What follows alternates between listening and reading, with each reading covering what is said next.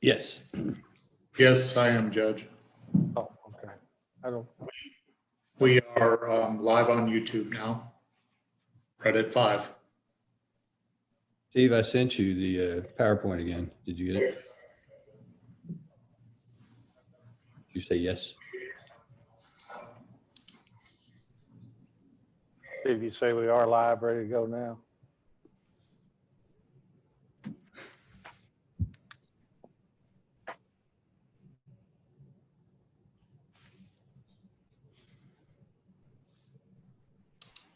Sorry, had some feedback. Yes, we're live, Judge. All right. All right, it's We're Lot also 5. live on Channel Go ahead 11. and call. Have feedback too. Call to order the McCracken County Fiscal Court meeting, January 11, 5 p.m. 2021. And Madam Clerk, call roll, please. Commissioner Bartleman, Here. Commissioner Parker, Here. Commissioner Jones, I'm here. Judge Clymer. Here. Commissioner Bartleman, offer a prayer, please. Sure will. Father, we thank you for the blessings of this day. We thank you for the opportunity that we have to serve you in this way. Father, we just pray you be with us as we deliberate the issues and concerns of the people of McCracken County and help us to make the right decision for the long-term benefit of all those. Father, we pray for our country tonight, Father, for all the issues and what's been going on the last couple of weeks, Father. We just pray you take control and put calm over all these issues and bring us back to help us to restore the fact that we are the greatest nation ever and we need to continue that. Father, we pray for our first responders, our sheriff deputies, ambulance workers, all those on the front lines to keep us safe. We just pray you be with them, Father. In Jesus' name we pray, amen. Amen. All right, and stand and join me in the Pledge of Allegiance, please. I pledge allegiance to the flag, United States of America, and to the republic for which it stands, one nation, under God, indivisible, with liberty and justice for all. All right, and then is there a motion to approve the consent agenda? Excuse me, Judge, before you vote on that, item N has been Oh. taken off. Yes, thank you. Item N on the consent agenda has been removed at Road Department's request. So with that understanding, item N is no longer a part of the consent agenda. Any motion to approve that? Move. Or the motion is second? I'll second. All right. I don't see Mr. Parker anymore. Are you with us, Mr. Parker?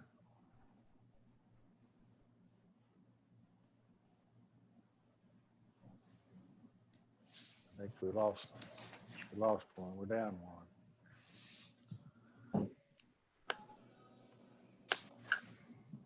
There he is. There you go. We lost you there. I'm back. All right. So we've got a motion to approve the consent agenda. Was there a second? I think Mr. Jones, you did a second. Any discussion? Oh, and Commissioner Parker, I don't know when we lost you, but we were removing item N. Is that right? Yeah, N from the consent agenda at the Road Department's request. So with that alteration, all in favor of the consent agenda? Aye. Aye. Opposed, no. That carries. All right, budget transfers. It is ordered that the necessary cash transfers in the amount of $590,990.03 be made in order to pay county bills and payroll approved January 11th, 2021. So made. Second. Second. All in favor, aye. Aye. Opposed, no. That carries. Accounts payable. It is ordered to approve the vouchers claims register from December 14th, 2020 to January 11th, 2021 to show county bills in the amount of $300,000 were paid. I'm sorry, I have made an error and I have reversed my two numbers. So on budget transfers, it was $300,000. And on county bills paid, it was $590,990.03. I apologize. I was Okay. getting ready to ask, how did that come up 300,000? Yeah, that would have been a good one. For, All right, let's go back up and to that budget transfer then and get that corrected. So the budget transfer, it's ordered the necessary cash transfers in the amount of 300,000 be made in order to pay county bills and payroll approved January 11, 2021. Is that right, Madam Treasurer? Yes, that's correct. Okay. So made. Motion, is there a second? Second for Commissioner Jones. All in favor, aye. Aye. Opposed, no. That carries. Now the accounts payable. I didn't get that number. Would you just run through that again, Madam Treasurer? Sure, I'll read it again. It is ordered to approve the vouchers claims register from December 14th, 2020 to January 11th, 2021 to show county bills in the amount of $590,990.03 were paid. So made. Motion and Second. second. Need a second on that? Second. Commissioner Jones. Any discussion? All in favor, aye. aye. Aye. Opposed, no. That carries. Now, we've got some discussion items. The first on the list was the EMS director search. We discussed that with Mr. Doolittle this morning. And we're going to continue forward with the EMS director search. But we have a real issue with the pay. Steve Doolittle can fill us in more on the details, but there's a concern as to getting someone with experience, training, qualifications that we might want for that director position. We do have Ms. Watson in position as the interim director, but we are at neighborhood of $50,000 for the EMS director pay, and that appears to be a salary level that will not attract someone that has been in that position, has training and experience that we would prefer. Oh, you can't hear me. Am I not being heard very well? I can hear you. I can hear you. I can hear you. Maybe it's on the other person then. Y'all hear me okay? Okay. I had someone step in and say they couldn't hear me, but okay. Do you need to add to that, Mr. Doolittle? The only thing I would add, Judge, is that the county has done a pretty good job of finding retirees to take jobs and not demand, I guess, what I would describe as a competitive salary. So Jerome, our able EMS director that retired, was a retiree himself and spent the last years of his work career with us, but he had already retired from his other gig. There are a number of people in the organization, and we've been successful at doing that. This time it didn't work. We tried to attract 3 retirees to the position. I could very much could tell in speaking with them that even though they were retirees, they didn't much feel like donating their resources at $50,000.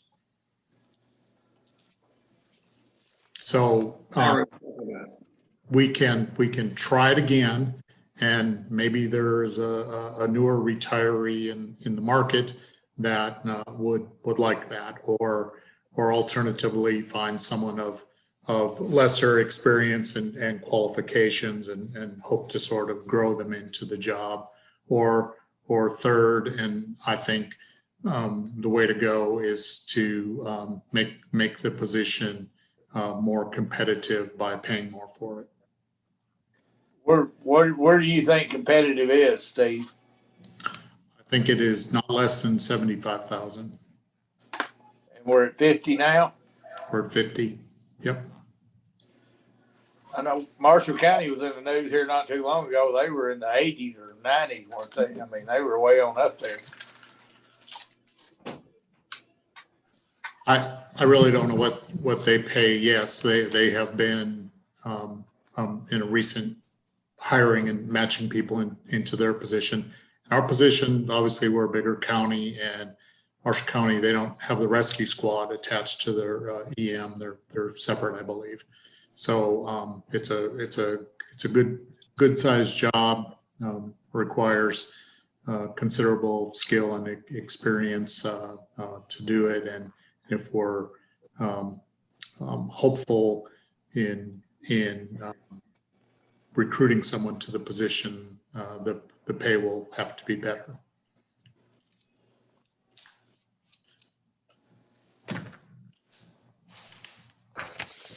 Don't need you to make any decisions tonight, but that's where we are currently. Well, I guess there's a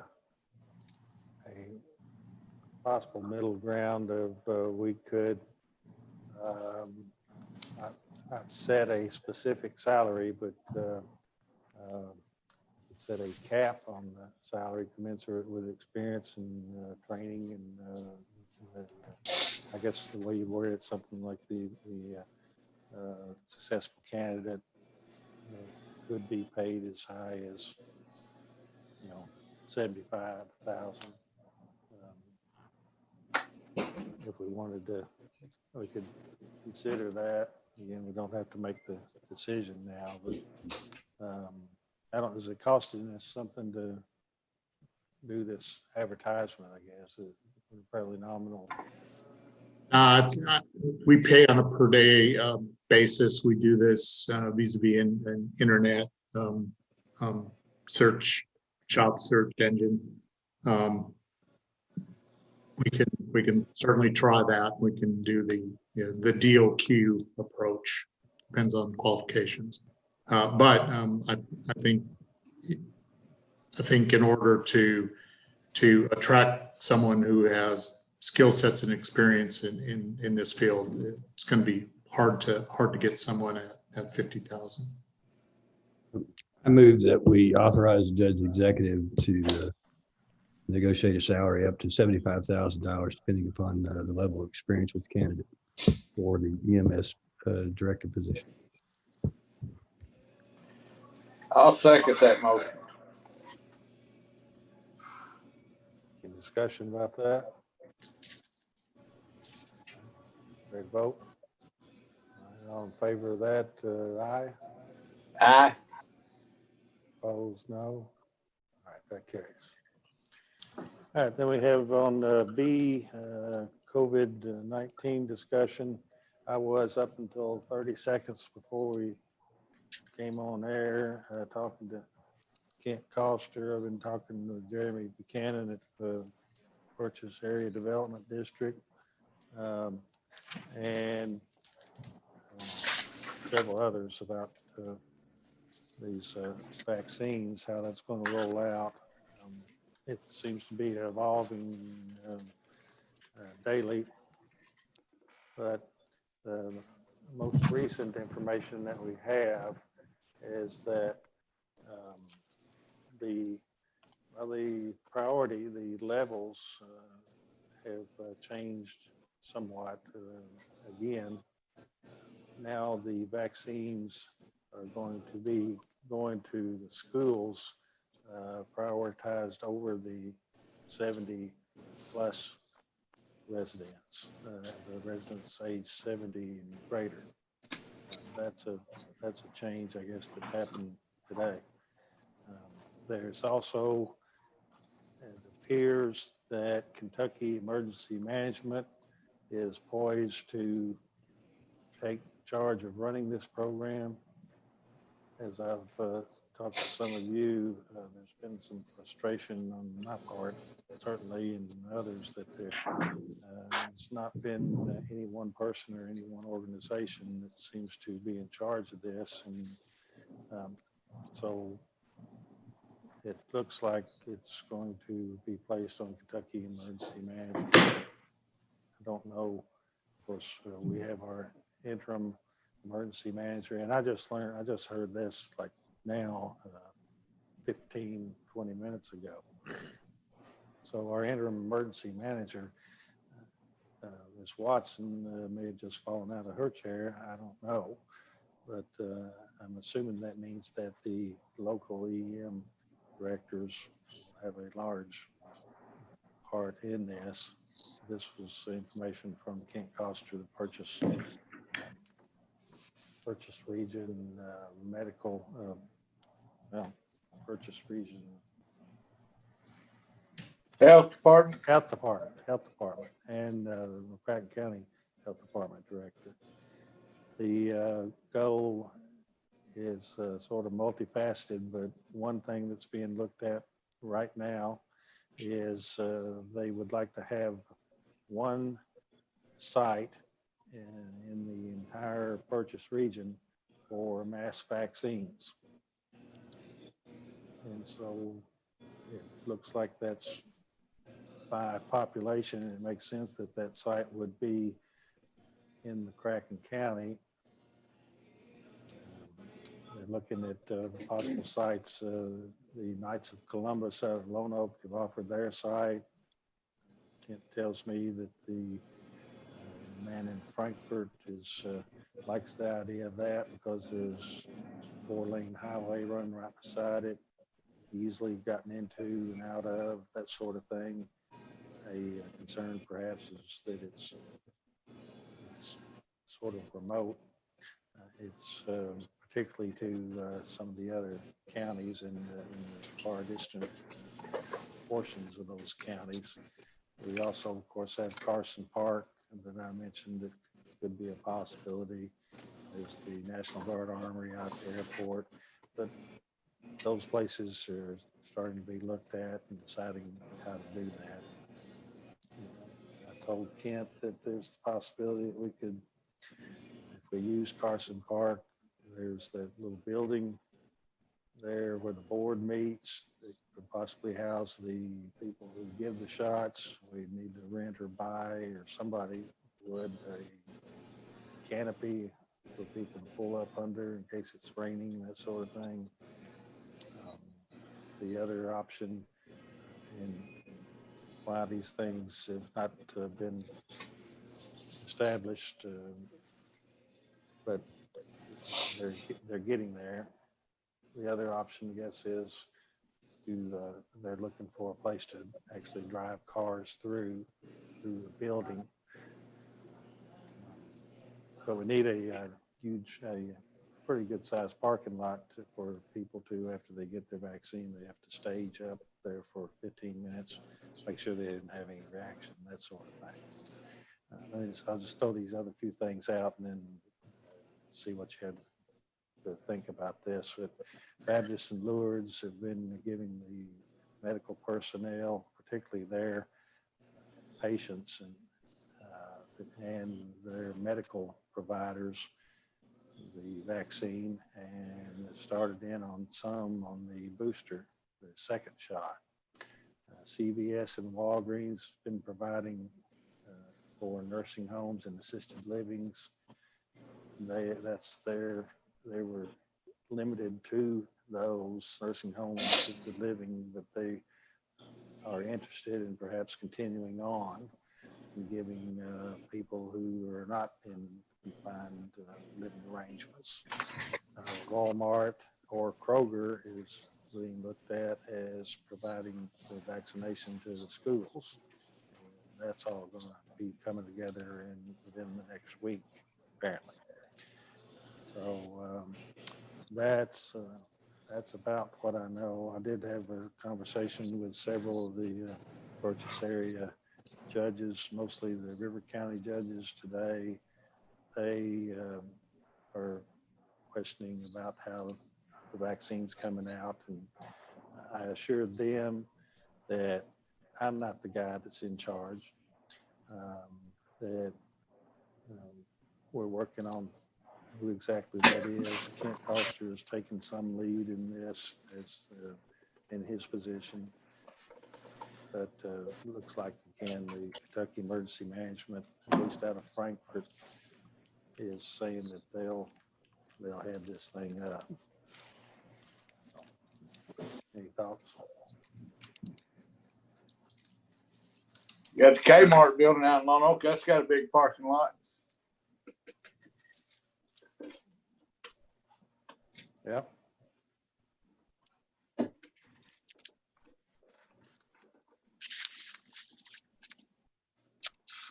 Convention Center, Expo Center.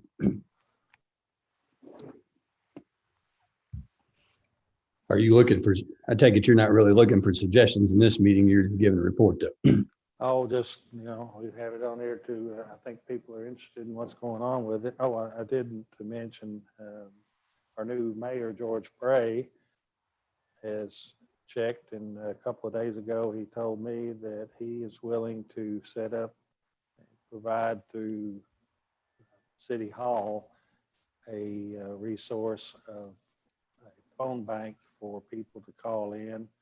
There's going to have to be two-way communications going out from the vaccine givers to the vaccine recipients and vice versa, for people to find out when they can be vaccinated and who they call.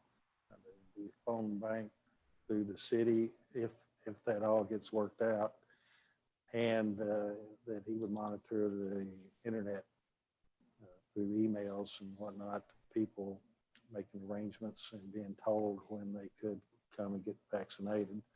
One of the key problems with the whole thing, of course, is we don't know, and there's not really a reliable method set up just yet to know when the vaccines will arrive. So we can't say, like today on Monday, say call up 100 people and say come to X location at 8 o'clock on Thursday or whatever, not knowing if the vaccine will actually be there. Certainly don't want to run people around in the community and for nothing. And we'll be developing procedures, or they will be developing procedures for how that is going to be done. But so George is, the Mayor Bray is, stepping out and offering that. It's a very valuable, very demanding job through City Hall. And so I immediately told him, yes, I like that.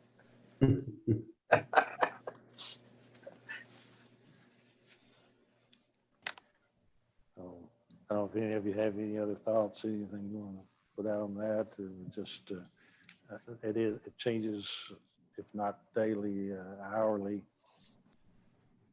So we'll see how that gets flashes out in the next day or two. Anything, discussion on that? No. All right, we're going into item C is Carson Park. Put that on there because there seemed to be some interest in further developing the park. If we need to spend some money out there, do some improvements, etc., given some things that are coming here in the future, in the near future. And as I say, it's the possibility the vaccine would be administered at Carson Park in the Mass site, maybe, maybe not. Uh, Yes. I guess I wanted to talk about Carson a little bit, and thank you for putting on the agenda. Steve, are you going to share the screen with me, or are you going to run the PowerPoint? I have the pictures you provided, and I'll be glad to put them up. Did you get them in the PowerPoint or just the pictures I gave you? I never got a PowerPoint from you. I just have the pictures. You want to share screen and I'll use it from here? Sure.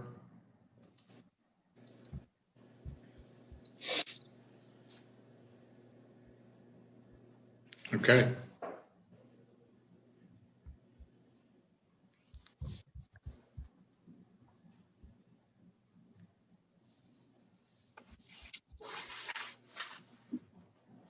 That up? Are you seeing it? Nope.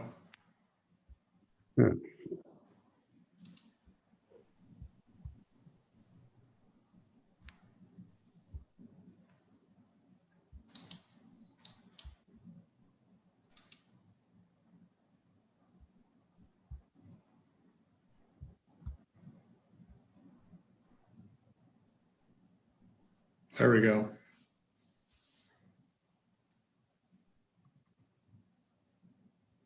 That it? You see your screen, but your presentation isn't running. Okay. I think I can make that happen. So when I move it, it goes to the deed. No, we're seeing we're seeing like a folder that says Carson Point PowerPoint, Carson Park PowerPoint. Oh, doggone it. Well, I'll try one more time and then I'll do it your way.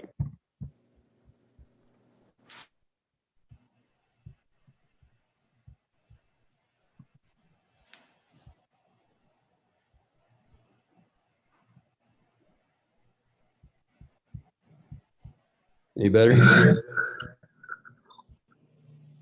No, sir. All right.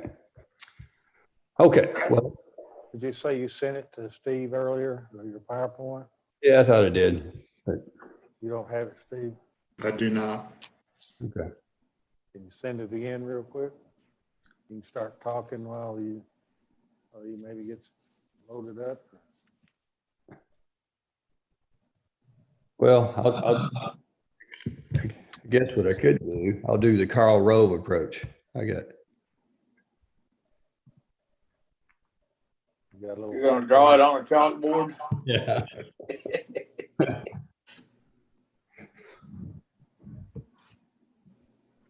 There. All right, so I'll move quickly through this. On Carson Park. As the public will remember, we changed our fence earlier this year. Bill, you'd asked some questions about the deed restrictions. I'd hope that, I guess I shared this with you earlier.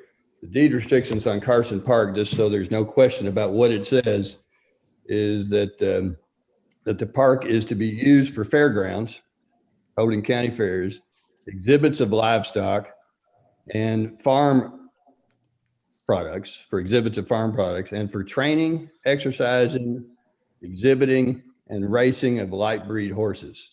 Interesting, the deed restriction, which date back to 1937, a donation from Luther Carson Park, do not actually include the right of the horses to spend the night.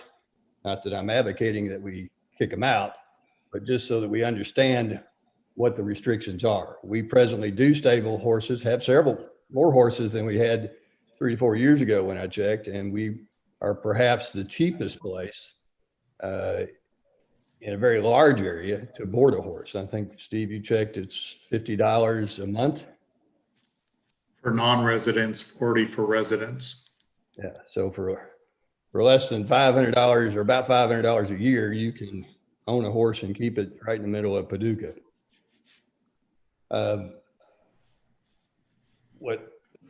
When we did the fence, Commissioner Bartleman, your suggestion was that we take time and actually develop a plan for the park.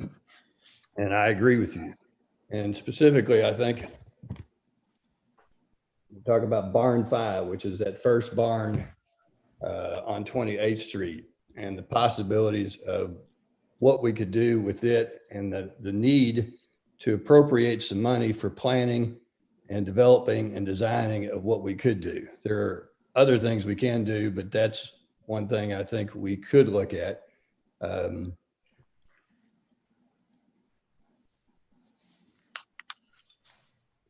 One barn I'll show you that kind of resembles Barn 5. I was in this barn in Alabama, and it hosted as a kind of an outdoor venue.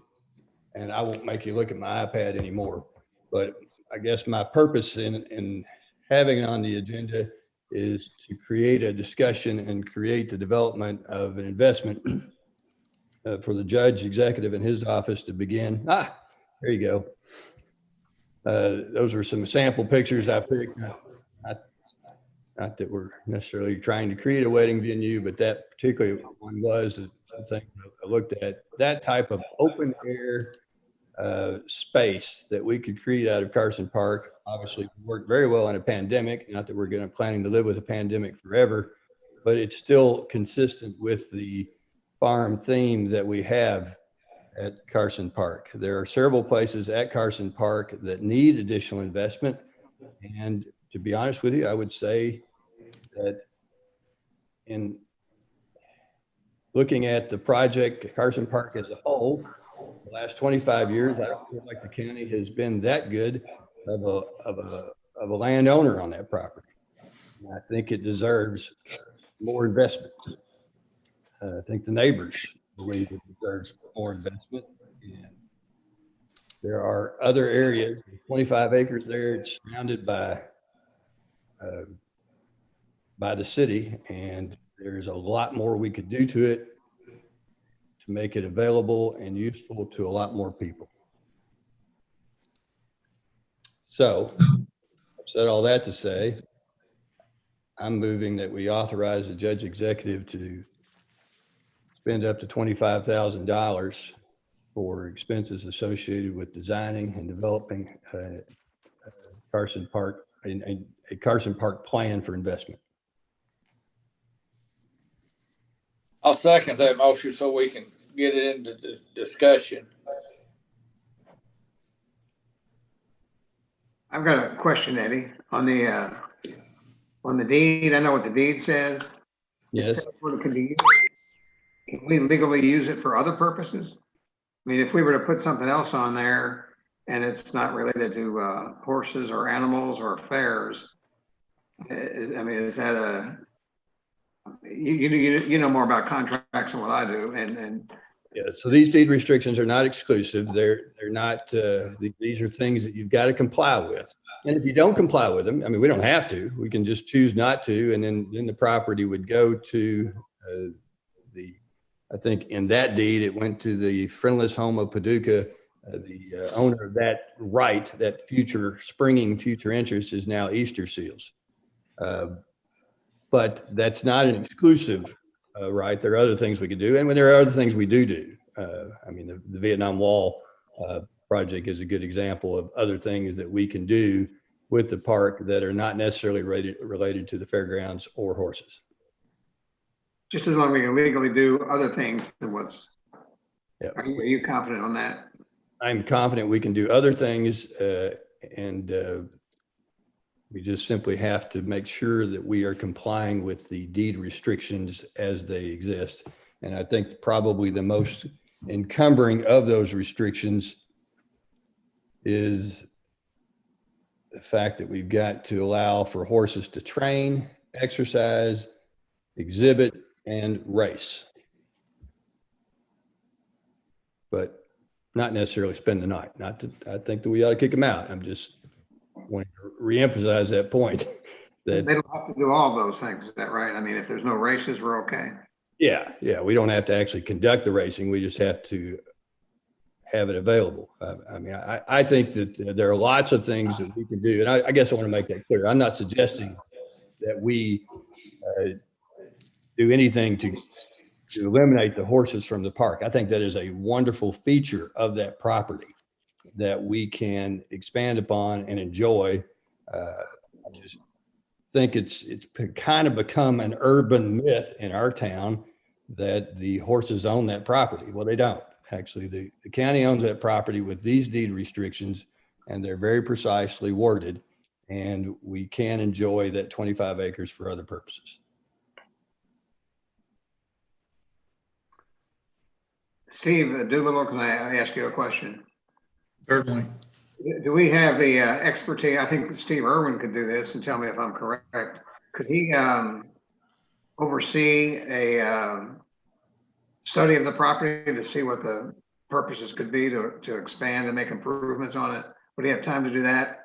Find out what the needs are in the community, what's not now available, what needs to be made available. If we need a big outdoor venue, would that compete with any private enterprise? Could Steve Irwin put that together with the assistance of maybe some professional help like architects or engineers to look at buildings?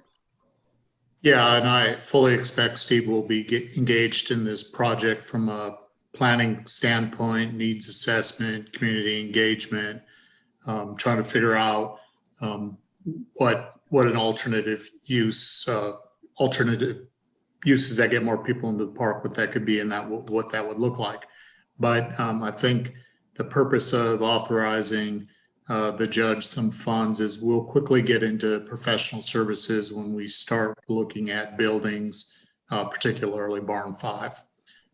It's the county in the past has done some structural sort of review of the building. It's not as robust as it could be, and you look at changing uses for something that is people intensive, then I would have concerns that you're not code compliant with doing that. So we would need some professional assistance to assist us with the feasibility of converting that building. Yeah, And and we can do this without hiring outside consultants, is that correct? Can we do it without, other than the professional services? Just the professional services is all we would need to hire out. Okay. yeah, and I guess I didn't. I guess I was relying on my PowerPoint to make a point, and I just need to do it with words now. But I think there's an opportunity with Barn 5 to make it open air space with restrooms available inside, a place that vendors could lease and use it for outdoor catering events, outdoor entertainment. I guess to quote Cousin Eddie from Christmas Vacation, real nice.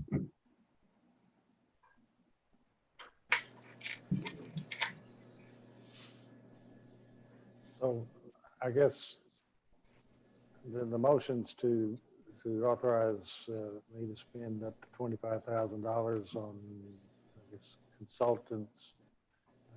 It would, my initial thought is that certainly we wouldn't be running in and doing anything immediately. We'd have to discuss what we want to do, but are you talking about, Commissioner, that as to what to do with Barn 5, whether we can rehab it or if it needs to be torn down, that sort of thing? Is that a part of what you're talking about? Or Yeah. is it also a part of deciding, like, what does a consultant, someone who's in this sort of business, believe that site would provide for entertainment, use, whatever, the community that we don't have? Yes, I think I don't want to just limit this to Barn 5. I want them to, I think we need help understanding what it would cost to actually change the use of Barn 5 from a horse barn to something that could actually accommodate as many as 150, 200 people in and around that area, eating a meal, sharing a drink, and listening to music. But the other thing I think we need to to compare that with is there's a really pretty area in the middle of the center, in the middle of the infield that is next to the rodeo. You know, and that's where the Labor Day, the unions usually have their Labor Day picnic. And I remember standing there with Kyle Henderson and just thinking, this would be a great place for a bathroom. I mean, it's maybe one of the prettiest places. Yes. Thanks, Steve. Right there next to the rodeo. I think one of the prettiest places in Paducah is right there, but it's kind of hard to get to. And when you get there, if you've got a 3-year-old, you know, it's not where you want to have to run to the bathroom with a 3-year-old. I think to create some places in and among that area that could be enjoyed by smaller crowds or in conjunction with the bigger crowd. World of possibilities. What a unique opportunity that we have, and that's to have a 25 acre farm that our city has built itself around, and we've got a lot of opportunity to build upon it. I'd like to see us develop that plan. I'm not unmindful of the fact that we've got 2 years left in a 4-year term, and feel like if we don't start now, we won't have any plans before the 4th year. I might want another shot at this to help finish some of the things that we've done, but I might not get the chance. I want us to push. I'm anxious for us to push the development plans that can be used by either those that come after it or us. Commissioner, are you using these funds to use, Commissioner Jones, for professional services, or are you wanting to hire a consultant? Well, I certainly don't think we need a consultant to come in and say people would like to be outside listening to music and you know, be by a fire pit. I mean, I think there's some obvious things that we all know from common sense. We don't need a consultant to do a survey to say, well, would people like that? Well, yeah, of course they would like that. Would they like this area to look prettier? I bet they would. So no, I think we need to use this money for more very specific questions like, what would it cost to repurpose Barn 5 into another use? So you would have no objection to amending your motion to limit it to professional services? Because an architect could come in and engineer could come in, look at the building and tell us, well, we can, Steve through Irwin through his leadership could request costs to renovate. Would you oppose amending the motion? I would not oppose that. I think that's a good amendment. Okay. I just hate to keep hiring professional consultants to give you a 67-page report that 65 pages are boilerplate from other studies they've done, and 2 pages are recommendations that we knew before we got them. So I honestly think that each of us can get on the internet, look at the pictures of improved spaces. I mean, essentially, let's make this place look like something we want in our backyard. if it's in order, Judge, I'd like to make a motion. We amend the motion that the funds be used for professional services, restricted to professional services. And if we need something later on, we can. But not, I thought you were going to say professional services as to Barn 5. That's the whole property. It's not the whole property. Yeah. You don't want to limit it to Barn 5, do you, Commissioner Jones? No. I mean, an event that we hire somebody and they've got a good idea to do, to do with our floor hall, some change we can make there, or to the area that we just looked at where the trees in the infield. Yeah, I want us to look at that and see what we can accomplish. Okay, I make that motion. We amend the motion. Do we have a second on the amended motion? Got Commissioner Jones seconding that. Any other discussion on that? All in favor of the motion? Aye. Any opposition? All right, that's the amendment now is to the motion overall. It's amended. All in favor of that motion? Aye. Aye. No opposition. All right, that carries. Thank you, Commissioner Jones. I think that's a good plan to do it that way. I think you understand what some of my concerns were. I do. Thank you. Thank you, Commissioner. All right, and then on item D is discussion as to codify or sprocket. So who wants to? Mr. Jones, you've been active with that, or whoever else wants to run with that. And there's Ms. Spelak joining us. Yeah, I do. I've got motion. Give me a moment. I'll lead off with a motion, Your Honor. All right, go ahead. Well, I had it just a minute ago. Would you like me to read it, Commissioner? Well, I think Steve sent me a different one.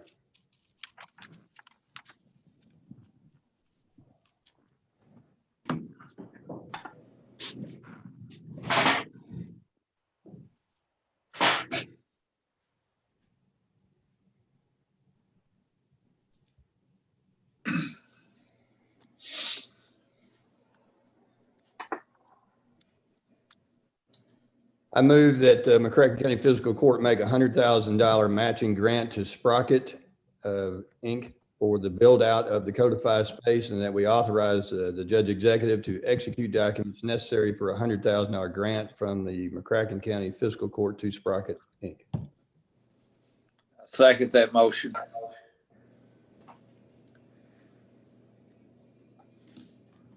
Commissioner Jones, you talking about forgivable loan? Is that what we're talking about? Well, I think that was the issue, Commissioner Barlowman. I did send out an earlier motion that used the forgivable loan language, and I'll let Steve kind of speak to why the grant language may be better.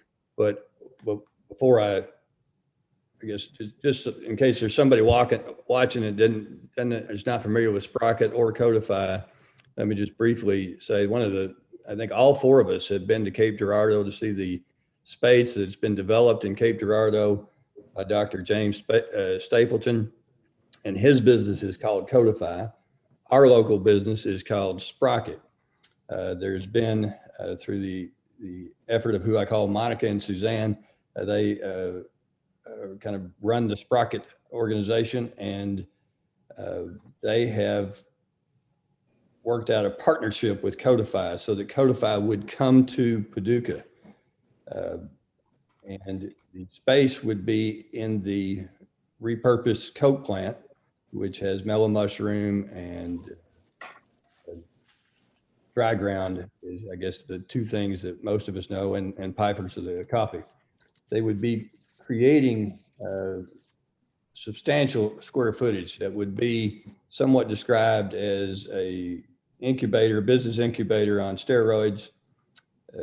Be perfect for remote workers who already live in Paducah or who are looking for a place to move to and work as a remote worker in this area.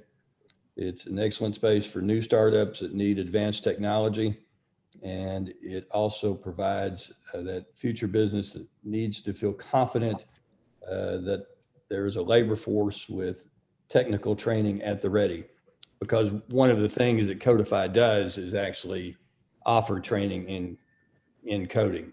The Sprocket organization, since we've already made a $100,000 investment, and this is making another $100,000 that we've talked about twice.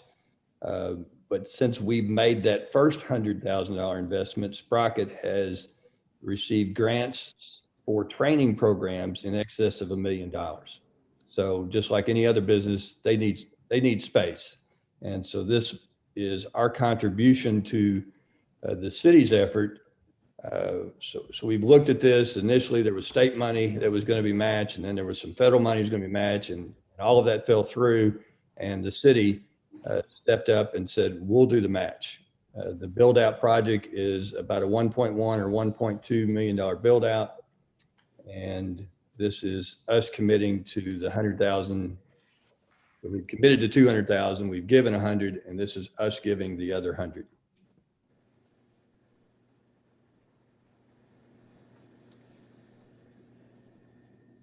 Steve, I guess you're. Yeah, so to follow up on what Commissioner Jones was saying, we twice have had MOUs in place. One was to provide 100,000 for build out if they got assistance from the state. Well, they got a grant. They were never able to come to final terms with the state. And then they applied for, but were unsuccessful in getting a grant from the EDA. That was 900,000. So that's what the city took out in their forgivable loan. And I know there was some commentary about, well, we should perhaps do this the way the city did it and make it a forgivable loan. Steve and I spent some time going through the city's documents today and sort of came to the realization that might not be the best way to do this, namely because the city has already has mortgages and collateral agreements on virtually everything already. So if we worked it as a forgivable loan in exactly the same way the city is doing, that might be pretty difficult to do, given the fact that we would be behind the city and there wouldn't be that much chance to recover anything if it went bad. And the city does have, substantially more money into this. If we just kept it under the same terms as we were the previous two efforts, it wasn't a forgivable thing. It was just a matching grant to finish the project out. So they have their entire commitment from the city. The library has already joined and committed their 100,000 for build out, and the county remains the final piece.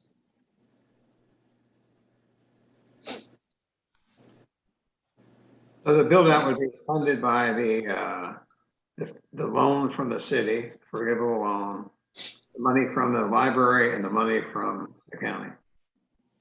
Yes. And are we earmarking this that has to be used for build out? Suppose the build out costs less and they have money left over.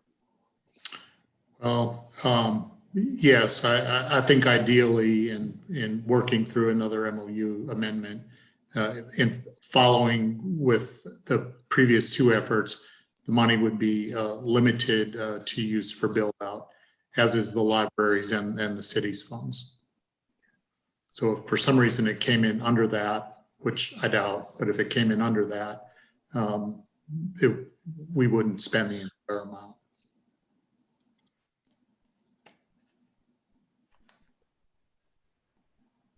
And none of the other grant money is, they can't use that for any of the build out, is that correct? My understanding is all of the other grants, the USDA grant, the DAR grant, and there seems like there's a third one in there, that those were for programming. They were not build out grants, they were programming grants. So the coding project that is currently going on is 100% paid for by a federal grant. In the build out plan, I looked at that, we got that late today, and we probably had that before, but I looked at it again late today. Is all of the build out for incubator space, or I assume some of it's for rocket office space, is that correct?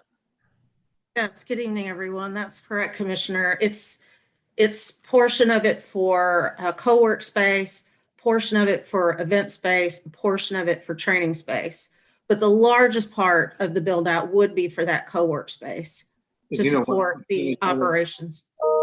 You know what percentage of it is for incubator space for job creation?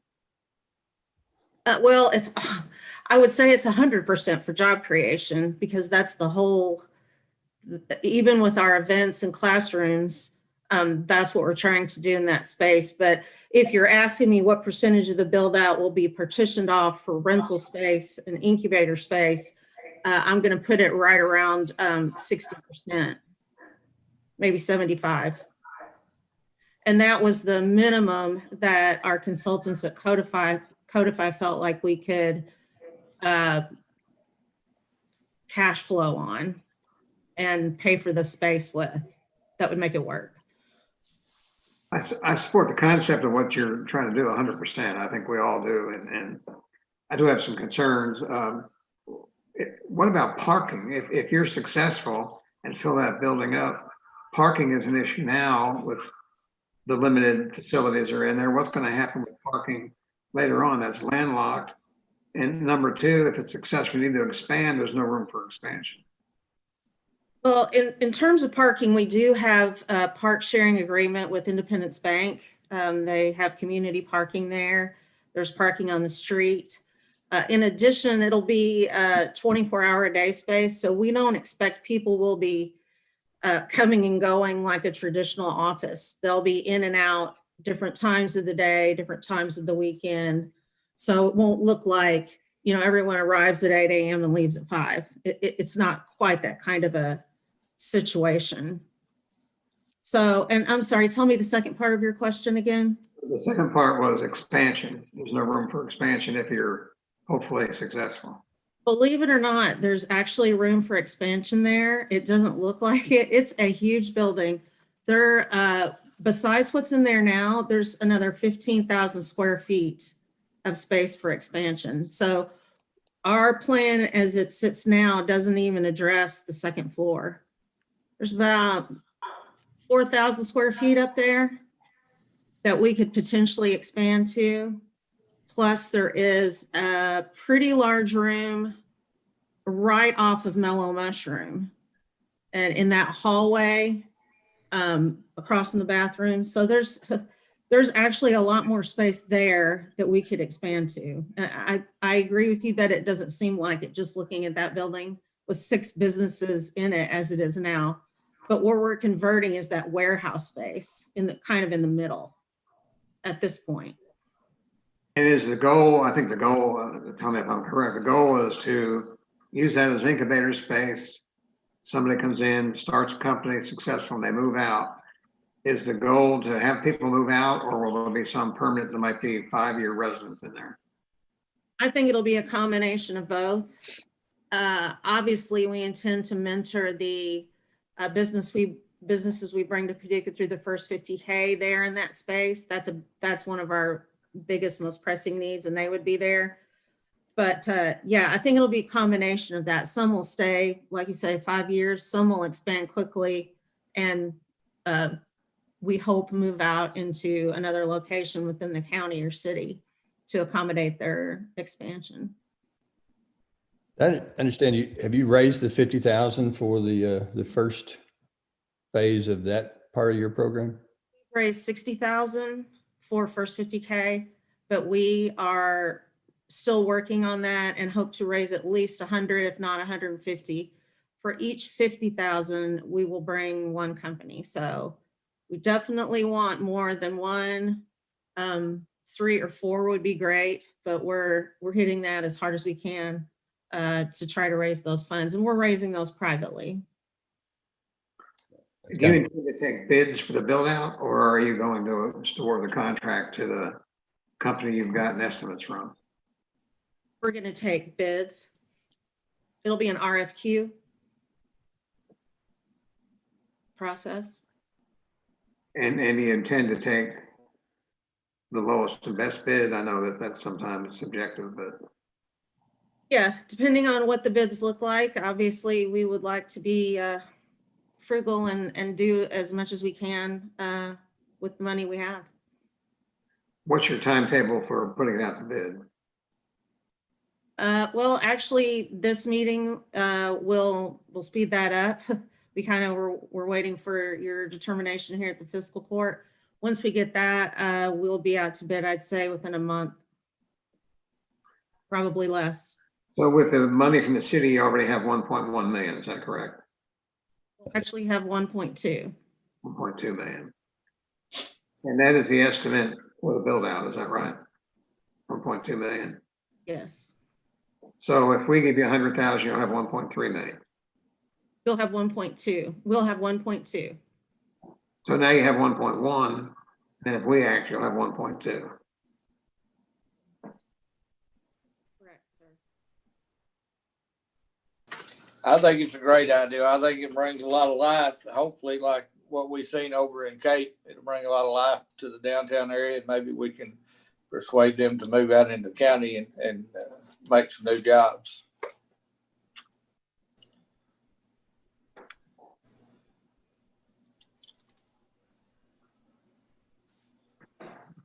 So, any other discussion? Mr. Parker, you start to say something? I started to say something, but if everybody's ready to vote, I'm ready to vote. Nothing else? Would it cause a problem if we delayed it 2 weeks? We just got a lot of documents today from them, and then I requested earlier, would it cause a problem to delay so we can look through those? I glanced through, I looked through some of it, but I'm ready. I mean, we've been working with this project for 2 years, and we voted yes on this twice. When it was when Matt Bevan's match, we said yes. When it was Mitch McConnell's match, we said yes. Now the city's matched. I'm ready to say yes. Well, I took a position initially, and I think it was legally correct that, that first MOU or one of the MOUs, the current MOU at one time was that we would give 200 if the state gave a certain amount of money. The state did not. And so legally, we were not bound to do that. But that aside, the city came forward and loaned the amount that the state was hoping, we were hoping the state would do. And so that got filled. The state did not step up, but the city did. Also, there's the aspect that I met with the library chair and the librarian, and I guess you could call it suggested that the library, having considerable reserves or savings, contribute $200,000 to take some of the responsibility off of the county budget. And guess what? They did that. And so we set that appearance, that expectation that we were in for 200,000. The city came forward. I think surely they considered that in doing so. Certainly the library considered that, because I was the one that told them, we're going to give 200. We need you to give 200. And now we're at 100 instead of 200. And so I think our credibility is somewhat at issue, and our credibility is something that we got to value greatly, much more than $100,000 for sure. And so I feel like with our working with the city and other entities, we've got to protect. And when we say something, it could be counted on that we're going to do that.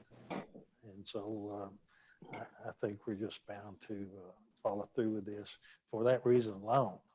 But when you add that, I think it's an exciting project. I was looking at the drawings. I didn't realize that they were looking at 30 offices in there. I think it's what I counted.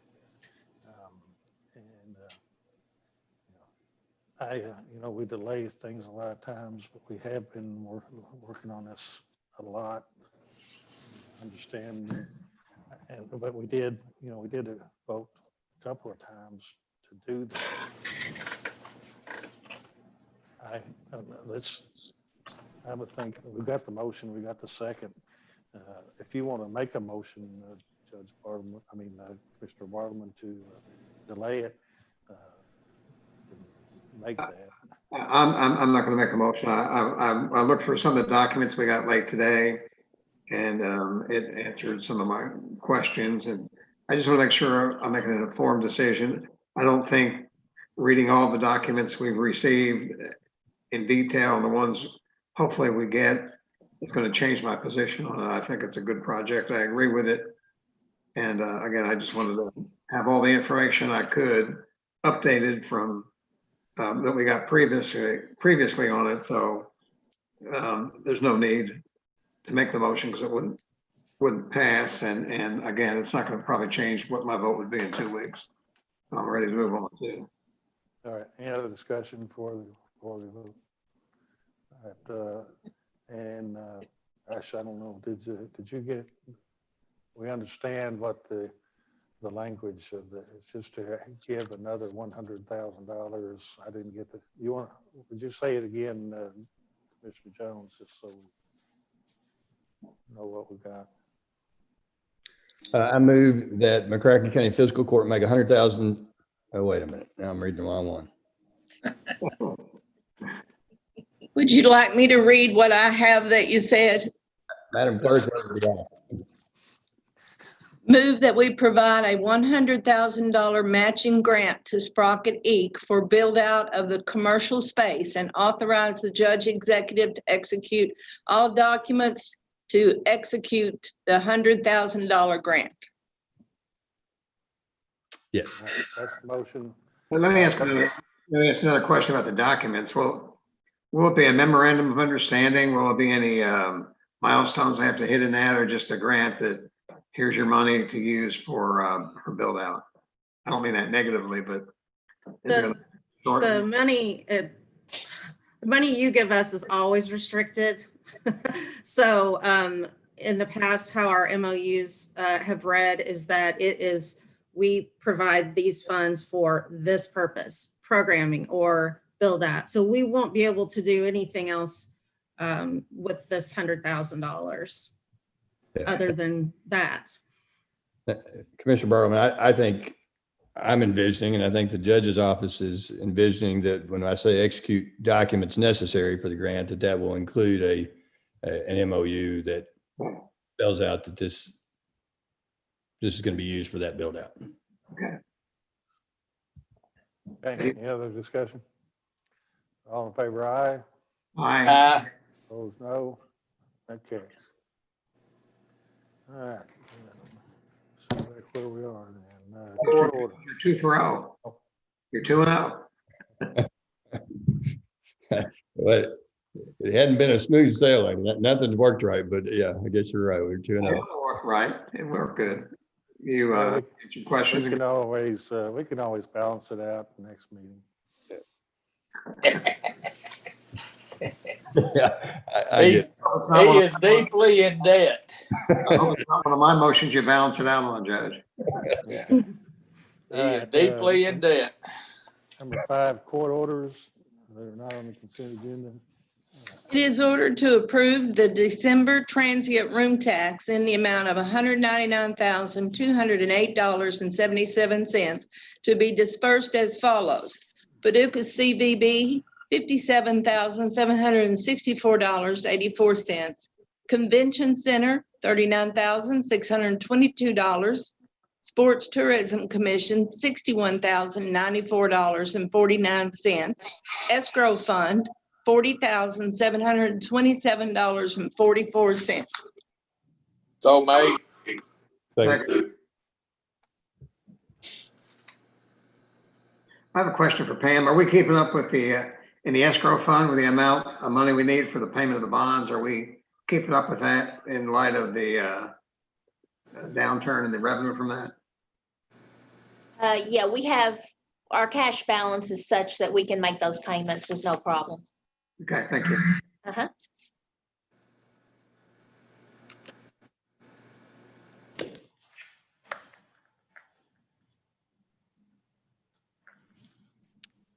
Sorry, I had myself muted.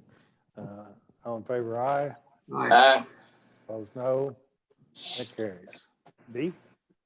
It is ordered that the treasurer be authorized to issue a purchase order and make payment to Cock Air Evansville of Paducah, Kentucky in the amount of $124,026 for one 250-ton carrier scroll type chiller for use at the McCracken County Jail. This is an emergency purchase. So made. Second. All right. And Steve, you want to fill us in on that? On December 21st, our chiller at the jail suffered what could be considered or described as a catastrophic failure. So we have this large mechanical piece of equipment that sits out behind the jail that produces cold air for the jail. And believe it or not, we use this nearly year round because jail is very crowded with people, and the body temperatures and small spaces heats the space up, and we use chilled air all the time. We are, if there was any blessing to this, it happened in late December. So the quick recovery was going to be fixed, and the answer within a short period of time was no. It was it catastrophically failed. It froze up, and it destroyed the compressors and the cooling fins and the whole thing, and it's completely inoperable.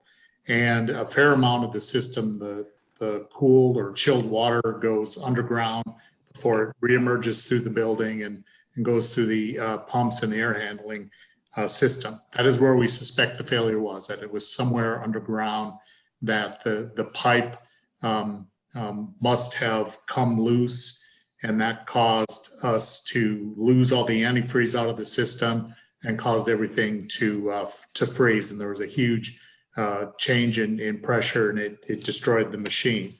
So there are companies in the business of renting. So we have a rental on site working. So we have comfortable temperatures in the jail. Our ordinary thing to do would be to hire an engineer who would make a study of our needs, produce drawings, and we would go out to bid. And after 30 days, we would examine bids and take it to the fiscal court. And from beginning to end, that process would take not less than 6 months. So we've jumped the gun, and we have released through our engineering consultant, which is Backus Oliver at Markham Engineering, what do we need to buy? And so he sent out requests to 3 companies, and this was the lowest priced one that was available. We really thought we were going to be choosing on the basis of time, because we're at almost $4,000 a month in chiller rental. So we were going to want something that could get to us the quickest. Well, it turned out this carrier unit was both the quickest and happened to be the lowest price. So this will be here, if we get it ordered tomorrow, in approximately 12 weeks. We will then have proposals going out to 4 local mechanical contractors, and then those proposals will be competitively judged for which one of them will get to do the install. And so we hope to have this project wrapped up in the next 14 weeks and get it done before the warmer summer temperatures start.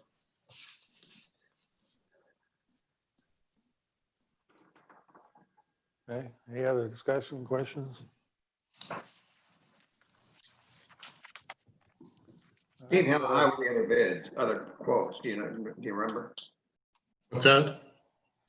Oh, yes, I do. The other ones, one was in excess of 130, and the other one was in excess of 140,000. Thank you. We got Jada Knight on there. Anything you want to say, David? No, sir. Actually, I mean, it turned out that what the engineers were recommending was, like Steve said, the cheapest and the type of. I don't understand these chillers, but correct me if I'm wrong, Steve. This is a screw type chiller we're purchasing is compared to the other. And the old one was be screw type. This is called a scroll type. And scroll type. There. And that's how the water goes through the system, the mechanical process. And this is the technology we wanted for this application. Our engineer going into it was hoping the one that was most quickly available and at the right price would be a scroll type unit. And And that's what this is. Are there any warranty issues dealing with this way? I know normally you contractor bids and there's some warranty and responsibility of the contractors. The warranty still great, good that we're doing it this way. We're buying it directly rather than through a third party. A lot of it has to do with time, Commissioner. If we waited on the bids to come back from these mechanical Understand that. contractors, then we'd be another 2 to 3 weeks out. Yeah. Before it was even ordered. So we felt that purchasing it through the county and then letting them do the install would be 2 or 3 weeks ahead, which would cut down on the rental cost. Okay. Thank you. Anything else? It looks like Steve is frozen. Not literally, while we're talking about chillers. So, all in favor of that motion, aye. Aye. Opposed, no. That carries. Let's see. Board appointments. It is ordered that John Wisdom is appointed to the Reedland Farley Fire Board to serve the remainder of Joe Burkhead's term, which expires on June 30th, 2022, subject to further order of the court. So moved. Second. Commissioner Jones. Any discussion? All in favor, aye. Opposed, no. That carries. B. It is ordered that Jeff Parker is reappointed to the Government Affairs Task Force, a GPEDC committee. Said appointment is retroactive to July 1st, 2020, and will expire on June 30th, 2021, and is subject to further orders of the court. So moved. Second. Any discussion? All in favor, aye. Aye. Opposed, no. That carries. D. It is ordered that Eddie Jones is reappointed to the Government Affairs Task Force, a GPEDC committee. Said appointment is retroactive to July 1, 2020, and will expire on June 30th, 2021, and is subject to further orders of the court. So made. Second. Any discussion? All in favor, aye. Aye. Aye. Opposed, no. That carries. It is ordered that Jason D. Crockett is appointed to the Barkley Regional Airport Authority Board to serve the remainder of George Bray's term, which expires on December 31, 2023, and is subject to further orders of the court. So made. Second. Any discussion? All in favor, aye. Aye. Aye. Opposed, no. That carries. Ordinances. It is hereby ordered that pursuant to KRS Chapter 67, the first reading of ordinance number 2021-1 shall be conducted in summary format as follows. An ordinance amending the McCracken County Administrative Code by making changes pertaining to provisions in the following area. Chapter 5, Policies and Procedures. The action taken by the present ordinance amends ordinance number 2016-8, which was previously amended in ordinance number 2017-4, ordinance number 2019-5, ordinance number 2019-12, ordinance 2020-3, and by ordinance 2020-13. The sections amended are as follows: pay period, work week and work days, timekeeping, overtime pay and compensatory leave time, break and lunch period privileges, leave request process, vacation, holidays, personal days, inclement weather, sick leave sharing program, non-accumulated time off and leave of absence, and military leave.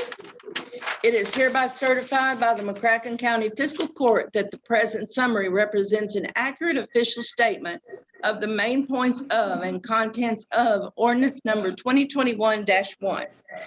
A true and correct copy of ordinance number 2021-1 shall be made available for public inspection in its whole and complete form by the McCracken County Judge Executive's Office. Any person desiring to inspect ordinance number 2020-1 shall contact the McCracken County Judge Executive's Office via telephone at 270-444-4707 to make arrangements for the transmission or delivery of the same. So made. Steve, before they got vote on that, did you get the, that amended? This about is the energy implement one? just an introduction tonight, so we will have time to make that change. But I will tell them about that here in a minute. Okay. I'll second. Is this for the most part, implement the new provisions in the union contract, or does it go beyond that? So it's mostly clarification and consistency to what we practice, to what's in the code. There is some new language, namely a cell phone policy. We have been using cell phones for a long time.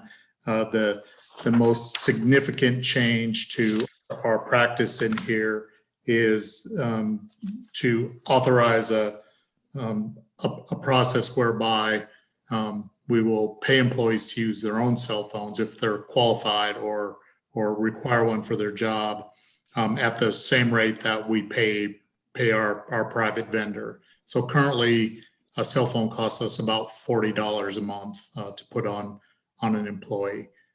So for the ones that we're paying $40 to, we will offer them a choice. They can, if their departments approve of it, to just use their own cell phone and we'll pay for them. And we're not responsible for cases or breakage or anything like that. They'll be totally their responsibility. We also significantly added an entirely new section about timekeeping. We did not have much of any language with regard to how employees keep their time for something as important as payroll. Some departments were better than other. The sheriff had a timekeeping system. The clerk has a timekeeping system. Notably, the jail have the most employees. We don't have a good timekeeping system. And for the rest of the county, the road department and the rest of the courthouse, no system. So we sought to create, and especially now that you have purchased a new system and we're getting it scheduled for implementation, we wanted the expectation of the employees in the departments set for how they will use that system. So you'll see little rules like you can't clock in anybody else, and you've got up to 7 minutes before and 7 minutes after to get clocked in. Some of that stuff is pretty standard Department of Labor rules. And then Commissioner Bartleman, yes, some of it is to match what's in the union contract, and also to sort of bring clarity in a new way of doing it. For example, in comp time, the old policy had this rule about carryover. Well, and so we get into these odd complications about what happens when we get closer to the end of the year and people have a bunch of comp time piled up, and then we restart the clock on January 1st. So instead of doing that, we'll just set the cap, and they can't go over the cap, whether they hit the cap in December or hit the cap in July. It doesn't really matter to us. That's the most comp time you can accumulate, and then that fixes what happens when you leave the employment of the county and how we pay that time off. So we changed all that to reflect that. The other thing that we did not have consistently across the county is leave request process. Every department kind of does their own thing. So we'll have now the administrative code codifying that leave requests must be documented, and they must be kept as a record of the employee's file.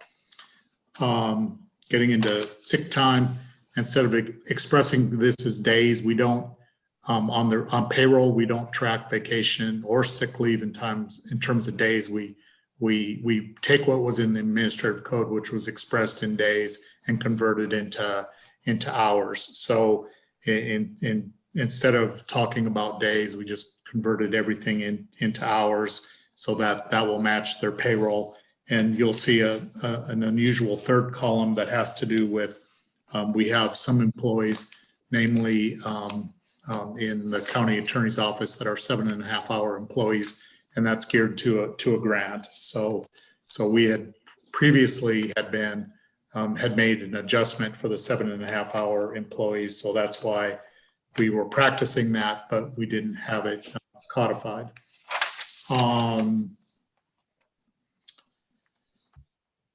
Set the minimum increment for those uses of leave time for vacation at 1 hour. It just gets unwieldy to have increments of less than an hour for us to track. And increased the cap to 400 hours, and that's consistent with what we did in the union agreement.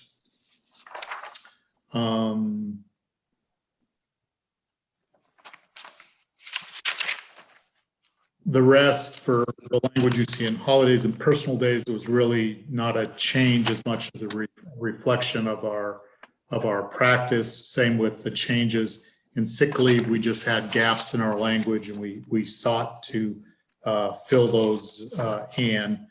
I'm looking for it. I don't know where it's at, but we are going to present you with an amendment to this, and it has to do with inclement weather, where if the courthouse closes,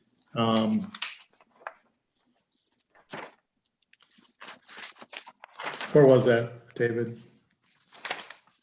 I don't have the copy in front of me. It seemed like it was right under the sick time, was it not?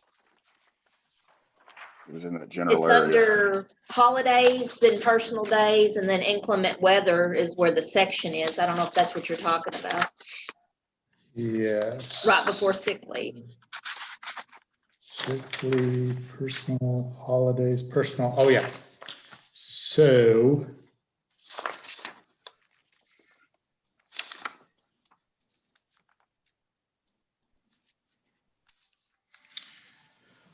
okay. This deals with what happens when we have to close the courthouse. And this has come up before. We first the issue deals with inclement weather and what happens when an employee says, I can't make it to work for whatever reason. Maybe it's to stay home to care for a child, or it's the weather's too bad. My ride won't give me a ride to work. Then they have to use some of their banked accrual time for that. Trying to find the part that was offensive to the jail. And then it says, in the event that the judge executive orders the courthouse or other county facilities temporarily closed, employees who normally work in the affected facilities who leave work, or if the courthouse is closed for a full day, will be paid their regular wages for the day. That particular rule will not apply to the, I'll have to make a little change, will not apply to the jail or to the sheriff, because they're working 24-hour a day, 8-hour shifts. So that part's irrelevant to them, and we don't want to create confusion for those employees who think they have some entitlement if the courthouse gets closed.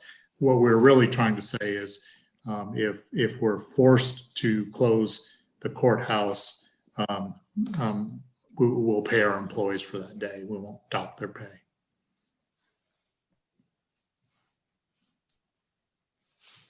So under the cell phone use monitoring, Yep. we've got a paragraph in there that says, don't use it illegally, I guess. But do you say anywhere in there, don't use it while you're operating a vehicle? Yes. You said A hands-free requirement or which can either be through the vehicle or some Bluetooth device. Where's that at? I guess I missed that.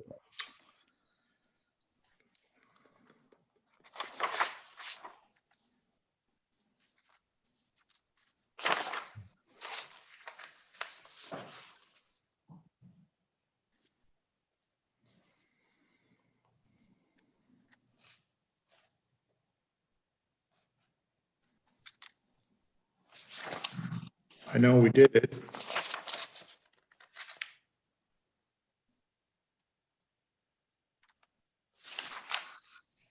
Pam, do you know where we stuck that? Maybe it's on the form. Maybe it's Oh. not in the policy, but maybe it's on the form that they sign off on. Yeah, so we have a form that goes with this, and that's on the form of their agreement that they will sign that will say, I'm not going to use the cell phone while I'm driving. Oh, that's probably a good place. Besides being a matter of law anyway. Yeah, if you ever get in litigation, it's nice to have a policy that says, There's an accompanying form that when people sign up for their cell phone, whether it is the stipend or a county form, we have them doing it now. We have them signing up for it, but this will change it more into a form of a understanding of if we give you your phone, here's how you have to use it. And one of them is a driving requirement that it be hands-free. okay. Thank you. Any other discussion? All in favor, aye. Aye. Opposed, no. That carries. It is ordered that the resolution authorizing April Watson to execute and file an application for federal financial assistance under the Disaster Relief Act is adopted. So made. Second. Any discussion? All in favor, aye. Aye. Opposed, no. That carries. All right, then, as executive session, we do have a need for executive session.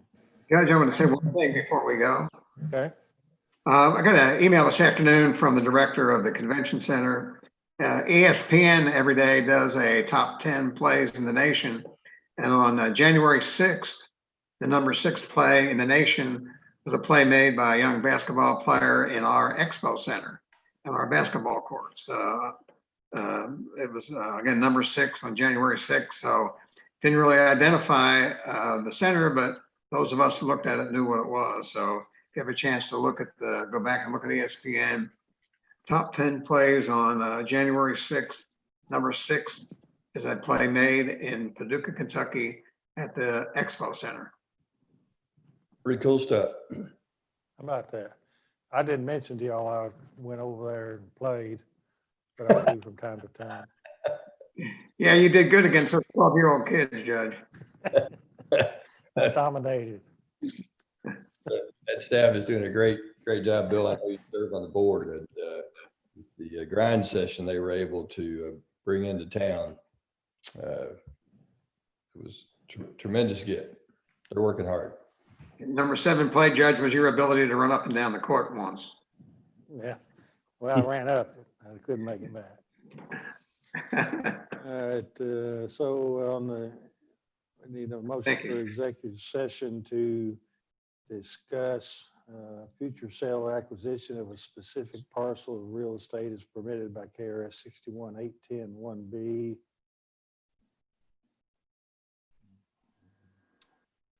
I think that's it. So move. Is there such a motion?